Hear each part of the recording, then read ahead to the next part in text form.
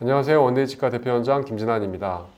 오늘은 제가 주로 관심이 많은 전신질환하고 이제 치아에 관련해서 대략 설명을 드리도록 하겠습니다.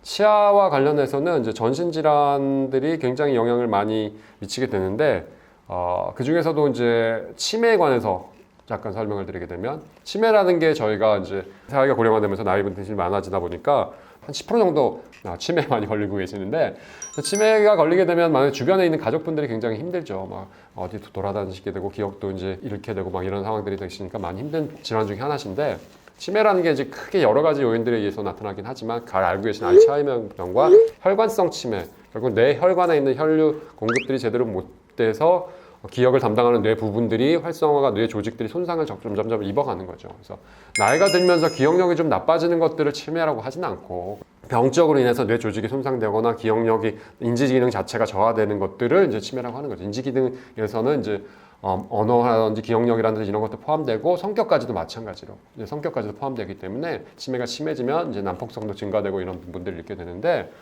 치매의 원인으로 이제 과학적으로 연구되었던 거는 이제 베타 아밀로이드라는 단백질이 치매 환자들에게는 뇌에서 많이 축적이 된다, 이런 이유에 있어서 이제 베타 아밀로이드를 어떻게 하면은 제거할 수 있는지에 관한 걸로 이제 연구를 시작해서 치매 약들을 개발하고 있는데, 그 논문 자체가 조작됐다는 뭐 연구 결과도 있고 해서 지금 치매 약을 만드는 데 있어서도 약간 혼선이 생기고 하고 있죠. 그래서 정확하게 치매를 예방하거나 치매를 치료할 수 있는 약은 현재까지 나와 있지는 않고요.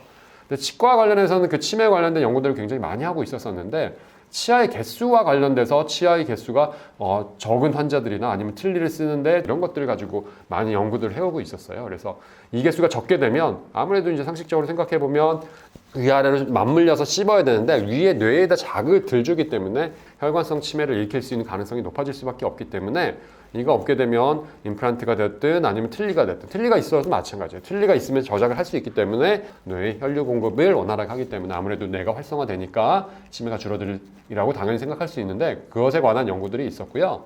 또 한 가지 원인은 치아가 많이 있으신 경우는 치주병이라는 것들이 있게 되는데, 치주병이라는 거는 그 중에서 세균 중에서 피진지발리스라는 세균들이 주요하게 나타나게 되는데, 치매 환자의 뇌의 기억을 관장하는 그 부위에 많이 침착이 돼 있었다는 연구 결과들이 있었거든요. 그래서 치주염이 있게 되면 치매에 걸릴 확률이 높아진다, 이런 연구들이 굉장히 많이 있게 되고요. 그래서 연구에 따라서는 한 치매 일반 환자들에 비해서 4배씩 높아진다, 이런 연구들도 있고, 치아 개수가 몇 개 있냐 아니냐에 따라서 치매 비율 자체가 훨씬 더 높아지는 상황이 될 수 있기 때문에, 치주병이라는 거는 결국 세균에 의해서 이가 흔들리고 붓고 아픈 이런 상태가 되기 때문에 예방하고 치료하게 되면 아무래도 치매에 걸릴 수 있는 가능성들을 확연히 줄일 수가 있게 되는 거고요.